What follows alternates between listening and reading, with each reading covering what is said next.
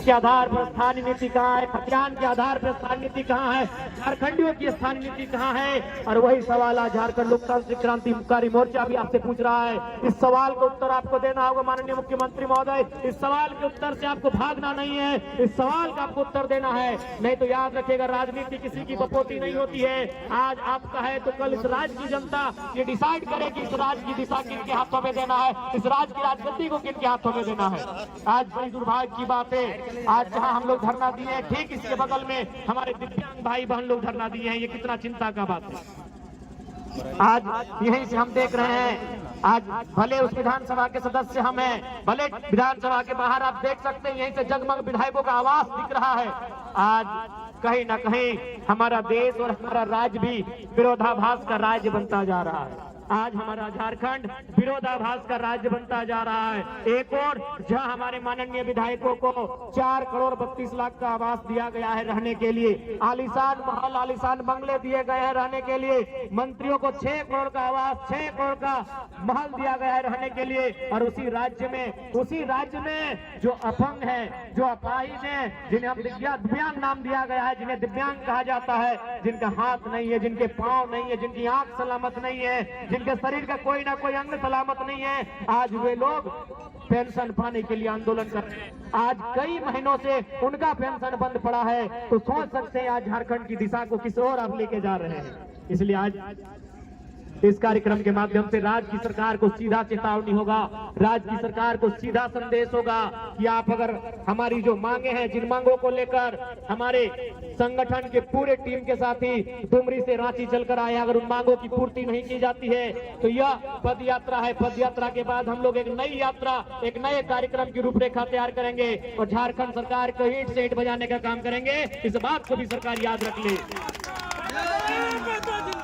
इस बात को भी सरकार को याद रखना होगा कि आज, और यह तो आपको अनुभव करना होगा।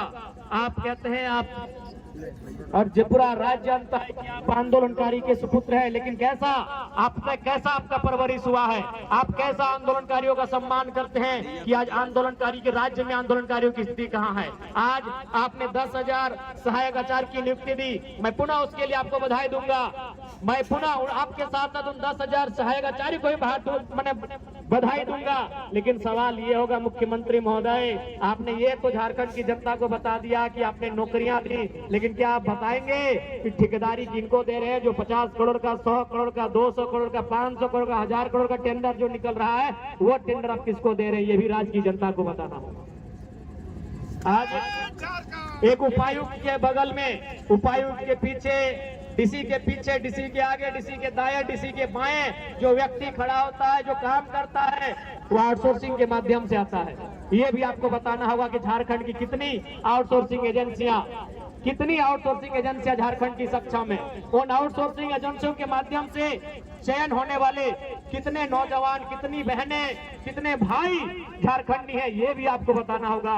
केवल नौकरियों में आप झारखंड को केवल ये मत दिखाए कि नौकरियों में, नौकरी के अलावे भी जो आउटसोर्सिंग एजेंसियां हैं, जो ठेकेदारी प्रथा है, वहां झारखंड के लोग कितने हैं, यह भी आपको बताना होगा। इस बात को आप नहीं भूल सकते हैं। और आज बिल्कुल ये दुर्भाग्य की बात है, 25 सालों के झारखंड में अगर कुछ बदला है, इन 25 सालों के झारखंड में अगर कुछ बदला है तो केवल नेताओं का जीवन बदला है। इन 25 सालों के झारखंड में कुछ बदला है तो विधायकों का जीवन बदला है, सांसदों का जीवन बदला है। वो चुनाव जीतने के बाद हार भी जाते हैं, उनको आजीवन लाखों रुपए सैलरी दिया जाता है, उनको आजीवन लाखों रुपए की सैलरी का भुगतान किया जाता है। लेकिन आम जनता का जीवन कितना बदला है? आज आम जनता केवल छात्रवृत्ति के लिए नहीं, बल्कि हमारी माएं, हमारी बहनें जो सेविका का काम करती है, जो सहायिका का काम कर रही है, जो पोषण सखी, बैंक सखी का काम कर रही है, वो भी आज धरने पर बैठी है। आज जो हमारे जेट परीक्षा की मांग को लेकर लोग धरने पर बैठे, हमारे सहायक आचार्य जिनकी 1600 नियुक्ति हुई थी, लेकिन नियुक्ति के बाद,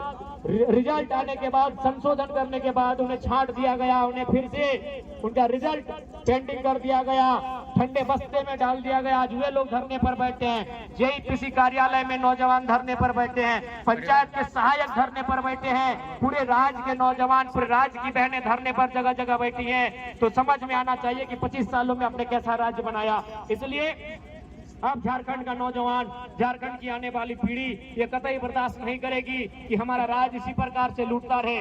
आज क्या स्थिति है सबको मालूम है। बिल्कुल आज कहने में ये किसी को गुरेज नहीं है कि राज्य का खजाना खाली है, तो इसके लिए दोषी मुख्यमंत्री महोदय आप है। यदि राज्य का खजाना खाली है इसका मतलब यह है कि आप विजन के साथ राज्य को नहीं चला रहे हैं। जिस राज्य में प्रतिदिन हजारों रुपए का कोयला, हजारों करोड़ का बालू अवैध रूप से निकासी किया जाता है, उस राज्य में अगर राज्य का खजाना खाली है उस राज्य के मुखिया की कार्यशैली पे सवाल खड़ा होता है। आज आपने लूट की इतनी छूट दे दी है कि एक साधारण सा पदाधिकारी, एक प्रखंड, एक थाना स्तर का पदाधिकारी महीने में अवैध रुपए से लाखों रुपए कमाता है। तो किसका पैसा है? राज्य का पैसा है, वो राज्य का खजाना है। लेकिन आपकी विजन आपको स्पष्ट बता रही है कि लूट की छूट है, भले खजाना भरे या ना भरे। इसलिए आज राज्य की जनता को आपको हिसाब देना होगा। और यदि राज्य की जनता को आप हिसाब नहीं देते हैं, यदि सच समय राज्य की जनता के जो मुद्दे हैं, विशेषकर स्थानीय नीति 1932 का खतियान हो या 1964 का खतियान हो या भाषा संस्कृति परंपरा का आधार हो, यदि इस राज्य के लिए आप स्थानीय नीति नहीं बनाते हैं, इस राज्य की जनता जिन्होंने आपको पलकों पे सजाया है ये आपको धूल में मिला सकते हैं। इस बात को याद रखिएगा, क्योंकि विधानसभा शाम की आवाज है और शाम की आवाज दूर तक जाती है। और आपके पदाधिकारी, आपके मंत्री, आपके विधायक भी जरूर इस बात को सुनते हैं कि आज दिन भर जो लोग धरना पर बैठे थे, चाहे वो दिव्यांग हो, चाहे वो आंगनबाड़ी की दीदी लोग हो, चाहे वो जेल कैंप के तमाम साथीगण हो, चाहे वो सहायक आचार्य हो, चाहे वो व्यावसायिक प्रशिक्षक हो, चाहे वो किसी भी विभाग के आंदोलनकारी हो, उन्होंने किन बातों को रखा, दिन भर क्या क्या हुआ, ये आपकी आवाज आपके कानों तक जरूर जाएगी। और यदि आप में जरा भी संवेदना है, यदि आप में जरा भी नैतिकता है, तो आज आपको तमाम जो आंदोलन हुए, कम से कम राजधानी में विधानसभा के दरमियान जितने भी आंदोलन होते हैं, उन आंदोलनों की आपकी समीक्षा करनी चाहिए।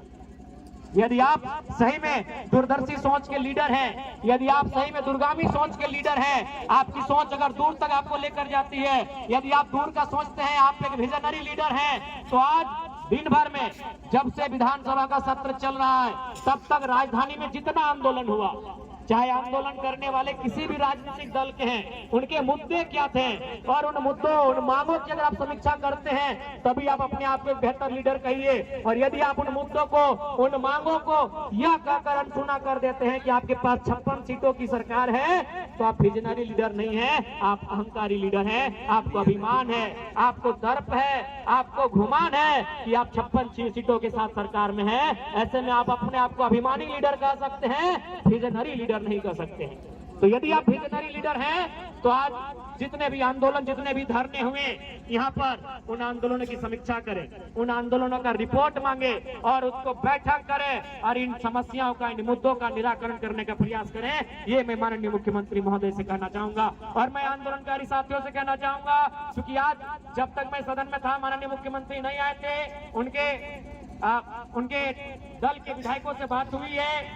हमारे महामहिम के जो राजभवन, अभी उन्हें लोक भवन का नाम दे दिया गया है, राजभवन अब लोक भवन बन गया है, तो वहां भी बात हुई है। वो आंदोलनकारियों की प्रतिनिधि मंडल टीम से मिलेंगे, उनमें 5-7 सदस्य टीम जो भी है, आप लोग पदयात्रा करके, विशेषकर जो डुमरी से रांची तक आए हैं, आप लोग चयन कर लेंगे।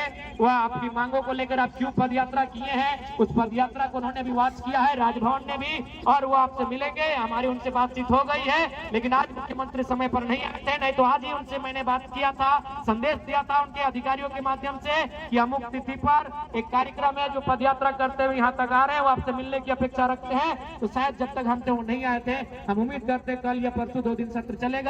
जो भी पदयात्रा करके, विशेषकर जो 180 किलोमीटर चले हैं, उन्हीं में से 5 या 7 प्रतिनिधि मंडल का चयन किया जाए और वो मुख्यमंत्री से भी मिलेंगे और महामहिम राज्यपाल से भी मिलेंगे और मिलकर हमारी जो समस्याएं हैं उन समस्याओं से उनको अवगत कराएंगे।